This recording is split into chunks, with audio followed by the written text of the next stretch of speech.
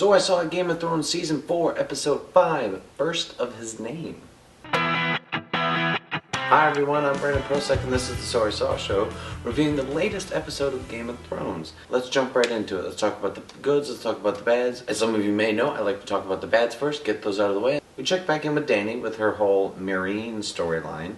A lot of us were thinking, she's like, alright, should I attack King's Landing now? That may not be a good idea, because remember those other places you freed? They're now. Your whole liberation thing didn't go over well, because no one was left to lead them. Dany says at the end, she's like, you know what, I'm going to stay here and I'm going to rule.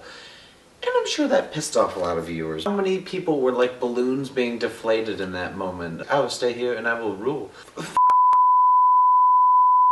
Alright, next bad thing, jump over to the Vale, which we haven't seen since Season 1, with Lysa Arryn, with Littlefinger and Sansa showing up. I met with this strange welcoming from Lysa, who we saw as kind of a nut job last time we saw her with Tyrion. Sansa and Little Robin leave, and Littlefinger, and basically Lysa, she's got the hots for Littlefinger. She wants a little finger in here. Sorry, had to. Come on now, it was there. But seriously, while she's, I want you to me and I'm gonna be so loud, she admits that, okay, she poisoned Jon Arryn.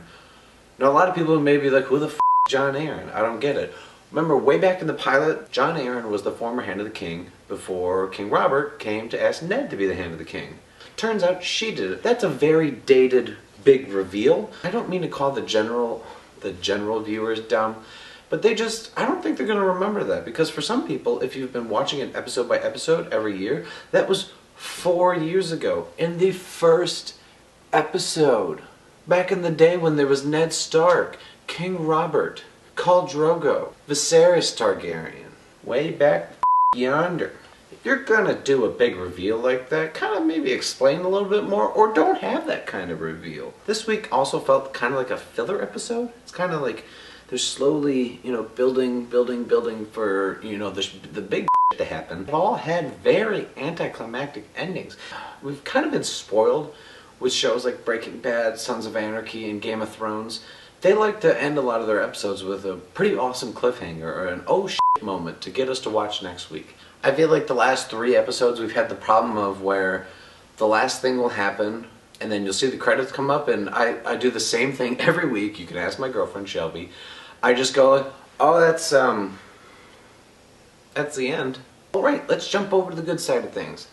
I do have to say, the actress who's playing Lysa Arryn, aka Catelyn's sister, she was really great at just being a psycho, and she was so welcoming when Sansa came in, and then she was all creepy, like, oh, I'm gonna be so loud when you me tonight. And then the next scene, she's being warm and nice to Sansa again, and then she's squeezing her hands like, it's my man, it's my man. Just gotta give it up to that actress. She has quite a range. Some of the other good things. Game of Thrones is so good at these odd couple segments. First we had Arya and the Hound, and we had Brienne and Podrick.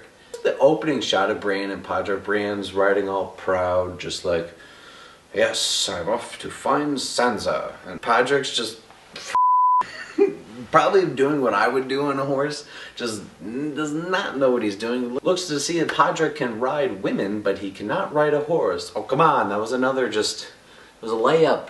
Easy joke. And I love that there's kind of like this dramatic scene with Podrick. It's not just all goofiness with him. It's just the serious of, him saying that he killed a king's guard for Tyrion. And then I think Brienne kind of sees a little something in Podrick. She kind of sees, like, you know what? Maybe I misjudged you. Kind of like how everyone misjudges me. To my other favorite odd couple, Arya and the Hound. People of Westeros better be careful, because if you look at Arya the wrong way, you're going to end up on her death list. I mean, damn. I love this dynamic between these two. I love the Hound kind of, even though he's a big brute of a guy and he's kind of psycho and loves to kill, just the way he just feeds it to Arya, just harsh truth, and really probably some of the better lessons she's learned ever since, not having her dad around. I liked how they've really, what they've done with Jon Snow this season. I think they've kind of, him being with the wildlings and him having to lose Ygritte, and it just hardened him, and I think it just made him a man.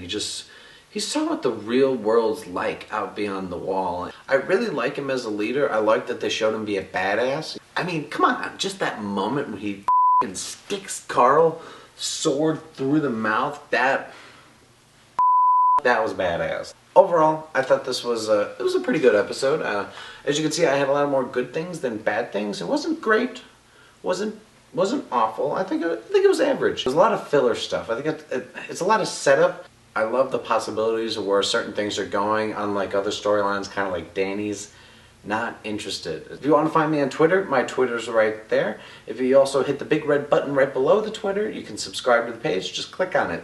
Right over here, I put the playlist for all my other Game of Thrones reviews. Thanks for watching, guys. My name's Brandon, and now you saw the Sword Saw Show.